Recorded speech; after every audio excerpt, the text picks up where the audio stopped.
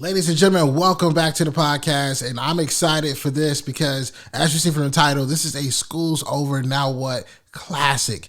In today's episode, we revisit one of our most iconic conversations of all time. In fact, this by far is the most popular video we've ever released on YouTube. We're talking about us sitting down with the one and only Tiphani Montgomery. The episode was so classic that I'm going to tell you exactly what some of the key points about this interview is so that you know for a fact what you're about to get. We're going to talk about why you shouldn't have to listen to anybody, because you shouldn't, because everybody is scared. This is one of those episodes where you want to grab your pen, your paper, your pad, however you take notes, a one-of-one classic when we did it with Tiphani Montgomery, and she's going to talk about what it was like for her growing up, how being in the hood taught her her business, identifying your gifts, and becoming an author by using all what she had. Sit back and enjoy this School's Over Now What classic with the one and only Tiphani Montgomery. Ladies and gentlemen, welcome back to the podcast, and I am here with the one and only founder of the Millions Conference. She also, guys, likes to fight bullies. Tiphani Montgomery is on the show today. How are you? Thank you for having me. I'm doing amazing. How are you? I'm doing good. I'm excited for this one because I've watched your content, wife's watched your content, and we are constantly looking at people who are shifting culture, shifting perspective, and you represent all those things. Yes, thank you. So I know someone right now is trying to wonder or figure out who's Tiphani. How can I find out who is this person? Take us back, right? I want to know about, that kid growing up. You said from New York, right? Yes. So tell us about her. I think my story is unique as it is normal, if that makes any sense. Because I think that there's like this group of people that are just like me out here in the world, and we just don't know that our stories align. But when I was a little girl, my life didn't make sense. And what I mean by that is when you ask somebody what they want to be when they grow up, some people say, I want to be a firefighter. I want to be a basketball player. I wanted to be an autistic genius because there was a TV show that I watched when I was a little girl, and there was this autistic kid cracking cases for the FBI. And he was a genius. And I was like, that's it. I understand my life. I want autism and I am a genius. And so imagine going through life as an elementary school student and you're like, I'm autistic and I'm a genius. And they're like, you're not autistic. And so because I had figured out that I was already a genius, I went to elementary school and I was like not paying attention to anything. I was staring out the window. I was daydreaming. I was doodling. And my teacher was like, Tiff, you're failing everything. And I was like, I can't be because I'm a genius. And so they took me to the doctor that gave me smart pills, which was like Ritalin. And you know what that is? That's for people with ADHD. And so I gave my Ritalin to my Rottweiler Zeus because he was as hyper as I was, calmed him right down. And I went on to do the work because I wanted to prove to them that I was really a genius and I didn't need smart pills to have any help. But aside from that, I ended up in high school really by the hair of my chin. And I was failing everything because I learned that traditional education was not my thing. I couldn't learn the traditional way, but I really was probably a genius. And my principal sat me down and he was like, I cannot let you graduate high school without taking anger management. And so you said that I was somebody that fought bullies. That is absolutely true. But before then, I was trying to put your head through a wall. Do you understand me? I don't want you to be breathing anymore. Die. And so my principal, because I spent half of my career in high school in school suspension. I was always getting in trouble. And he was like, Tiff, I just can't let you graduate unless I've done everything I can to make sure that you are a productive citizen in this United States of America. And so while I was really angry at the fact that I had to take anger management class, the irony, right? It was in that class that I learned that writing was cathartic. I learned that writing was therapeutic. I learned how to write. And so through that, I started to write these really angry Black girl journals. And so right after I graduated high school with a 1.7 GPA, wow. Literally a D average, I ended up pregnant with my daughter as a teenager. And I was like, gosh, I'm knocked up. Now what am I going to do? And the only thing that came to mind was writing these books. And so when I told people that I was pregnant and they're like, what are you going to do? I was like, I'm going to write these books. They were like, you can't because you have a baby on the way. You should think about being a teacher's aide or a nurse's aide. And I was like, well, that's going to suck because I don't like kids like that to be a teacher's aide. And I don't really want to be around sick people all day, be a nurse's aide. And so I do what anybody does when they're told that their life is over. I moved from Rochester, New York to North Carolina. And so I enrolled into a school because I thought that that's what everybody wanted me to do.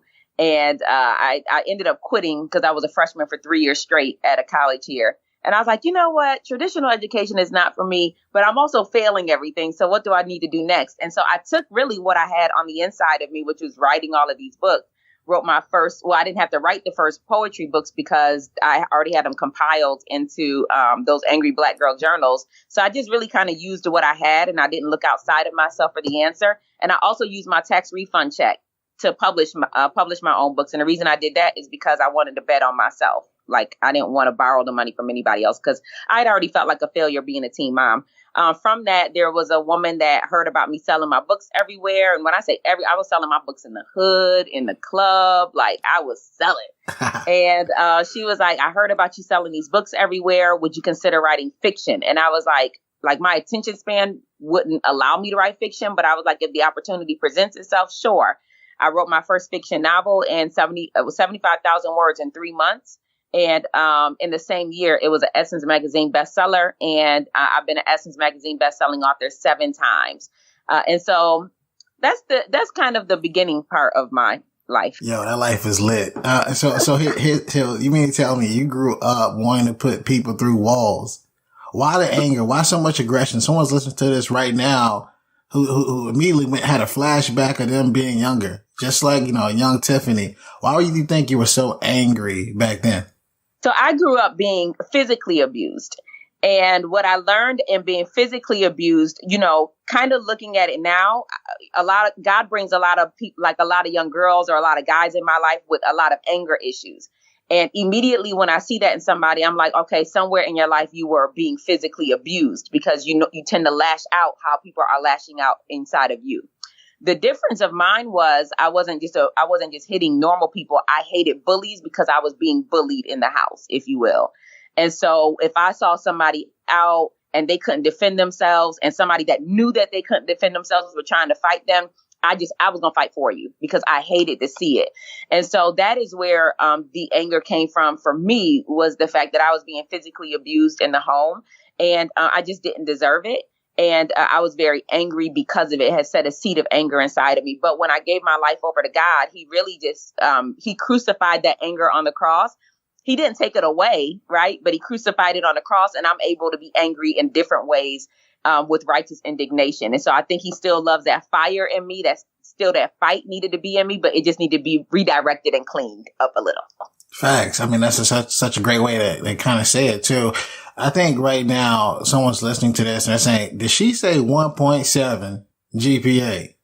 Yes. I mean, if we're going to be honest, traditional education doesn't really house what we need as entrepreneurs. Traditional education is really great for people that work 9 to 5s. And I am not against people that work 9 to 5s. I think that you are all essential. I think that you're important. And I know some people that work 9 to 5s that love it and never want to do entrepreneurship. So I don't down anybody or talk down about it. But traditional education is literally created for 9 to 5 mindsets. And there is a difference in how we think, entrepreneurs, and how 9 to 5ers think.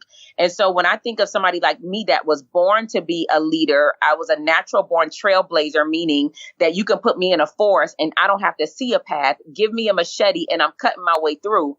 I'm a natural born innovator. My mind thinks outside of the box. I color outside of the lines. I am not like anybody else.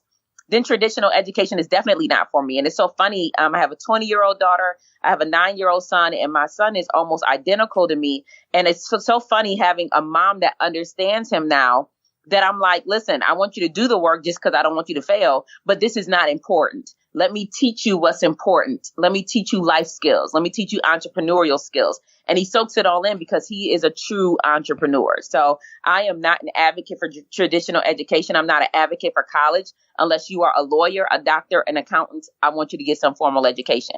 But outside of that, it's a waste of time. Hey, I love it. Listen, we've never had anybody on this show who was just straight to the point and said it like that and broke it down like that. We get people to tiptoe around it, but so the fact that you just went straight on like that, I think it's pretty dope. So someone's listening right now and they have kids, right? We have a lot of people in that 25 to 32-year-old range, and they have young children. What are some of the things you're teaching your 9-year-old son from an entrepreneur standpoint? What are some of those things? So one of the things, I've been an entrepreneur since 2005, 15 years on paper. I have not worked a 9 to 5. And one of the things that I realized in entrepreneurship is it's really a journey of personal development or spiritual development. What do I mean by that?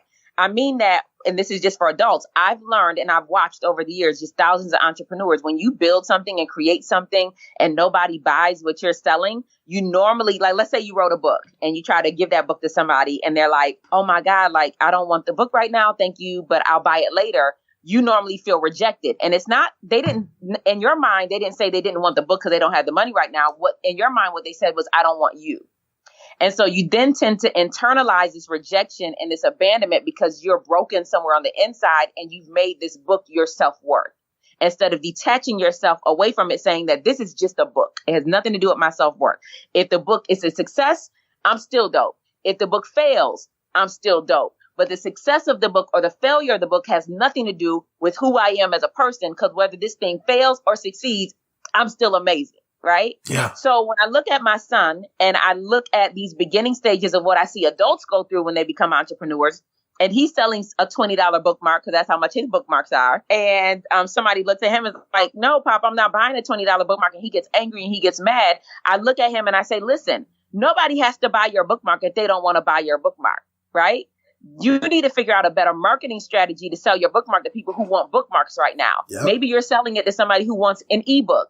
Right? Like, this bookmark has nothing to do on your worth as a human being. And so right now I'm really focused on teaching him the development part of it emotionally, mentally, so that when he gets a rejection, he's not internalizing it and he doesn't quit. I want when he hears a rejection that it's a numbers game. So you need to ask 8 more people to get 3 more sales.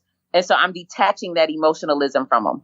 I think that's important to have so you don't take it so personal, right?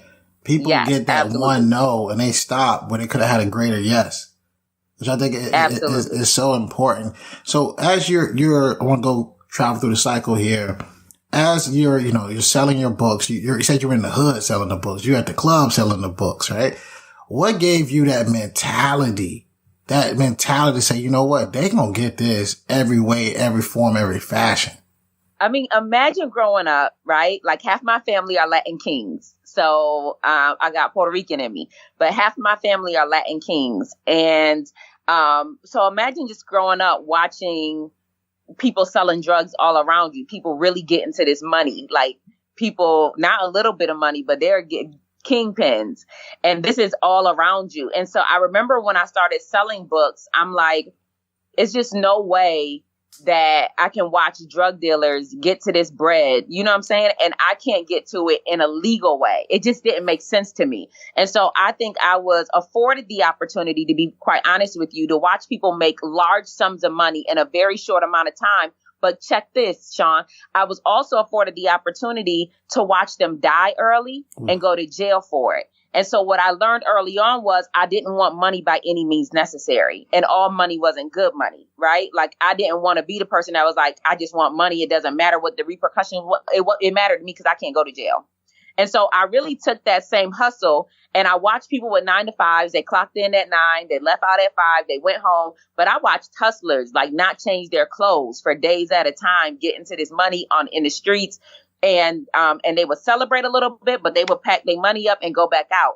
And so I kind of developed that mindset of going out. And so when I say I was in the hood, I mean, I asked somebody, I was like, what's the most dangerous hood in North Carolina? And they told me, and I went and got a table fold out at Target and put out my table at the most dangerous hood. Let me tell you how dangerous it was. Were you in Durham? No. I said Raleigh. I wasn't going to Durham. Yeah. Durham is too dangerous. I'm not going to Durham. Everybody dies in Durham. Okay. Wasn't going to Durham. I wanted the most dangerous hood in Raleigh. Okay. Mm-hmm. Raleigh danger and Durham danger are 2 different dangers. Way different. And so there was this guy that came up to me. He was an older man. He was like, what are you doing out here? Like, he was like, you can't be out here. This is too dangerous. And I was like, sir, at the time, my goal was to make $50,000 a year because I was a communication major.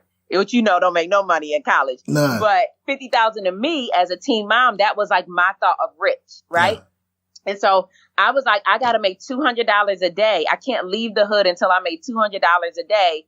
And that would account it to my goal of $1,000 a week. And he was like, you can't be out here. You got to go. And he was like, I'm just going to be your bodyguard. And I was like, cool, you can sit here with me. Do you know the next day I came out and there was yellow tape all around the hood and I'm setting up my book table and I'm like, who died today? And they was like, your bodyguard. And you know what I did? What'd you do? Kept setting up.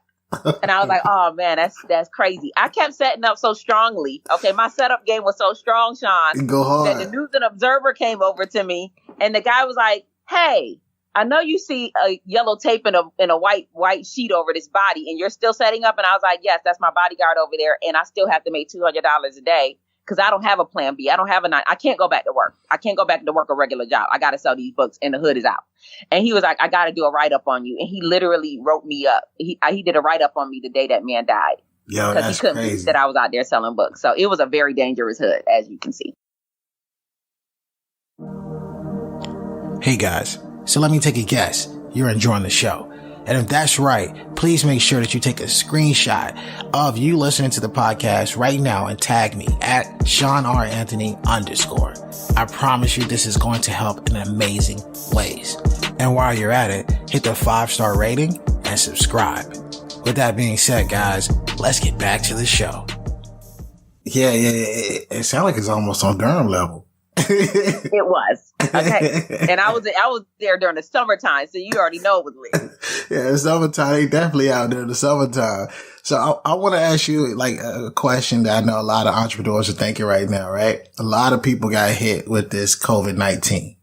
This is a game changer. I honestly believe it's going to separate the hustlers, the people who really do this, and the people who pretend to do this. What's your whole thoughts on, how has COVID-19 impacted just you? And then how do you see it impacting people in the future? Yeah. So I think if I'm going to be very honest with you, I believe that all of my success in entrepreneurship came from God, right?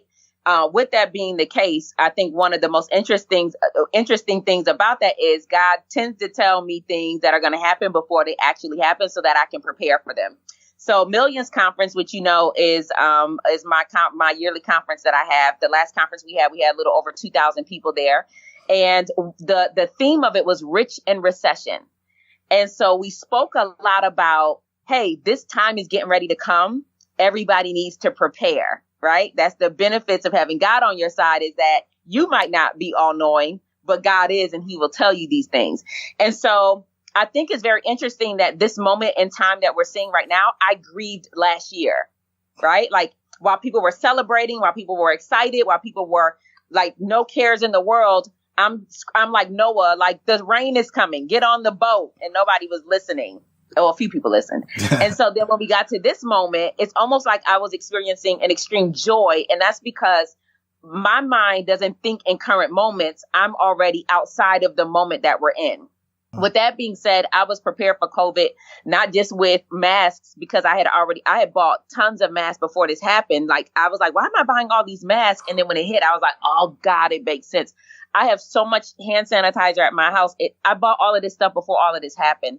But not only that, in regards to business, there was already, last year when we watched the government shut down for 3 weeks. Yeah.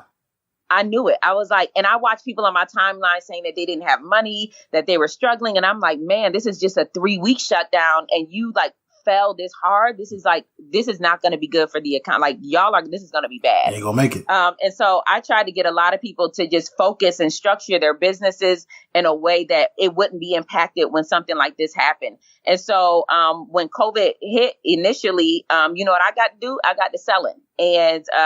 And even in March, it was like the first 5 days of March, I had made $175,000 in one of my businesses. And so I just made sure that I just put my head down and started to grind and started, because I think as entrepreneurs, we tend to get into the mix of how everybody else feels and like in their emotions. And we're like, this isn't a time to sell. This isn't a time to market. And it's like, there needs to be somebody that keeps the economy stimulated. And why not us? Yep. And not only that, I think we also get into the mindset that everybody is struggling right now. Everybody is failing right now. But there are those that are thriving, and I'm really focused and geared towards them. It's something that's so important to even realize that during times of famine or during times of recession, everybody doesn't fail or everybody doesn't fall. there are those that thrive during these times. Yep. And so looking back at the recession in 2008, and all of these $1 million businesses that were born during those times, I was like, well, God, let me know what I need to do 10 years, 12 years later to thrive when something like this happens again. And so I'm always in a thriving mentality, trying to figure out what I can create or what I can produce, being a solutionist during a time like this that's going to help me thrive. So I think that one of the things that's important for us to do as entrepreneurs is to completely turn off the news. Like, it doesn't benefit anybody. And believe it or not, they're guessing as much as we are. Yep. Right. And so you're watching bad guesses all the time that are killing everybody. Stay off the news and just start asking God, what can I do to produce that's going to help me to thrive in this season, me and my family to thrive and not just survive and fail and fall into the trap of emotionalism and what everybody else is going through. I think it's so important for us to position ourselves in a certain way that we're not falling in quicksand. Hey, that's deep and that's real. I think you gotta shut down the noise. You know what I'm noticing is that the people who are really succeeding right now, like I'm seeing the most downloads I've ever seen ever because people are at home, they're listening, they're trying to brand themselves, they're trying to get better, right? The people that are really thriving right now are people who grew up with the struggle. So to take away certain things, we never had some of those things. So who cares? Like, you're gonna stop me from going there? That's all right. Never had it. Exactly. Okay. Because when you started from the bottom, you like, let me give me a bologna sandwich. Hey, I don't need no. I got a craving for red links. Like, it's a different type of mentality. So you're not really that bothered by it. But the people who are struggling are the people who are counting on these things. You're also seeing, and this is what I really want to talk about too. You're seeing people either be very good at something they never tried before, or you're seeing people who are struggling to do things they should have already learned. And one of those things that I'm really noticing is you see all these different huge church organizations and groups, right? They got the biggest, best church. They got the $100 line. They got all these things going on. But right now, when this thing hit, they didn't even know how to press record. They didn't know how to go live. Oh, it's awful. I'm watching it as case study. It's awful. And, you know, one thing in the Bible, it talks about having, they're called children of Issachar in the Bible. And these children in the Bible were able to discern the times and the seasons that we were in, right? Nothing caught them off guard because they were able to sense, okay, the time is shifting. The seasons are shifting. We need to shift with it before we're left behind. And what I'm realizing is that people that are kind of in religion and not really relationship with God don't really have that anointing or don't have that keen sense of discerning when times or seasons are being able to shift. And so you find that people are being left behind, if you will, in old systems that don't work anymore. But it's almost like they're being exposed to showing us that these are people that are in buildings that might have been teaching things that don't work anymore. Yeah. And so I think what we're watching is really beautiful. And it's really a detox if you think about it, because what does a detox do? It normally makes your face break out. It normally brings up to the top things that need to be like when you detox, they call it like a healthy, what do they call it? A health crisis. Because sometimes your face breaks out. Sometimes your bowels go crazy.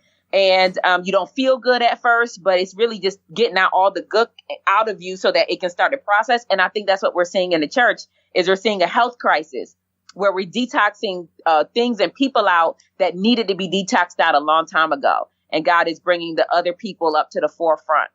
Man, that's what's going on. Yeah, that's so real. I'm glad you said that because I mean, you're in a space, right? You know what's happening, and I think that's important that people are grasping that. What advice would you give somebody right now who's struggling right now to adapt to the change? I would say you have to jump in head first and feet first, and I would say you cannot be a voyeur on everybody's life looking on social media. You have to log off of social media. One thing I've noticed with people who feel like they're being left behind and they don't know how to adapt to change is that they think that the best next thing to do is to get on social media, scroll, see what everybody else is doing. And what you end up doing is being like them. And so I think it's important to log out and say, how can I create this? And you might not feel creative because you haven't been creative in a long time, but that doesn't mean you should go and copy what somebody else is doing. Mm-hmm. Log out. Stop being a voyeur in everybody else's life. Stop comparing your. You know what happened to me one day? My son, when he was like 4 or 5, I was chasing him out in the yard and he was running like really fast. And do you know what happened? He looked back at me. And as soon as he looked back at me, he fell on his face. And it was like God gave me such a big revelation in saying that this is what his people were doing. They were running really fast and they were gaining traction. And like he was running fast. But the second somebody stops to look back to see what somebody else is doing, that's the second they fall on their face. Maybe not literally, but figuratively. And they fall behind because then you start comparing yourself. So this is not a time to be looking back to see if somebody's caught up with you. This is the time to literally just tunnel vision, put on some blinders like horses have. Do not look to the left or the right, but keep going forward. And you cannot copy what somebody else is doing or compare or compete. Like you're running your own race. So get to it. Chop, chop. Ooh, flames. I think, and it's so real. And it's those small things that we're able to notice, to put together, that truly tells us the best stories in life. I want to ask you the question that we've asked, Tiphani, everybody who's ever hopped on this podcast. And that is, if you were that college student, right? That former college student, let's say, you didn't graduate, or perhaps, you got the degree, feeling good, and you're wondering the question of the podcast, school's over, now what? What advice would Tiphani Montgomery give? The next school you need to enroll in is School of the Hard Knocks. Okay? Congratulations for getting a college degree. It's not going to help you in the real world. And so I would say to you, get to work doing what it is that you want to do. And I would also say that it's easier than you think it is. And one of the quotes, somebody asked me, like, what quote have I kind of lived by as an entrepreneur? And Jay-Z said something maybe 10 years ago that stuck with me through really my journey as an entrepreneur. And he said, don't listen to anybody. Everybody's scared. And I thought that was so profound, because I have met people that would say to me, you can't be a bestseller a month after your book comes out. Like, do you know how many people have been writing books for 6 years and they're not bestsellers, that you have to wait your turn? And just imagine taking somebody's advice telling me that I needed to wait my turn. That's insane, right? And so then that quote comes into mind, don't listen to anybody. Everybody's scared. Because I was able to ignore that. I was able to become a best-selling author, Essence Magazine best-selling author a month later. Also, check this. There was a time where I wanted to be a speaker, and Bloomberg Business Week reached out to me and they were like, hey, we want you to speak, but we want you to speak in Portugal, right? That's in Europe. I did not have a passport. And you know what I said to them? Of course. Yeah, I'll speak. Give me my flight. I'll be there. Call the passport office. They were like, yeah, you don't have a passport. You're not going to make it. And I was like, oh, no. Bloomberg Business Week called. I got to make it. It's my first speaking engagement. It's got to do.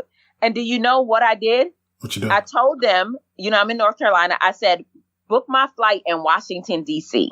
That's what I told them to do. You want to know why? Why? Because the day of my flight, I told them to book the last flight out, like 8:00 at night. The day of my flight, I drove to Washington, D.C. I was the first person in line at the passport office. I was the first person in that day. And I said, I have a flight at 8:00 at night. Showed them my ticket. Do you know who got a passport that day? You did. Filed for it and received a passport on the same day. That's crazy. That's insane. Don't listen to anybody. Everybody's scared. Do you know what happened when I first started my online business and was selling? The first high charge that I ever had was $97, which in my mind back then was super high. Somebody said, you can't charge that. Only lawyers and doctors charge that. The course ended up selling out. Don't listen to anybody. Everybody's scared. You know what I'm saying? They said to me when I first had my Millions conference in Chicago in January, you can't have it in January. It's gonna be canceled because January, it's gonna snow out. You don't understand. Chicago is the worst in January. They're gonna cancel all the flights.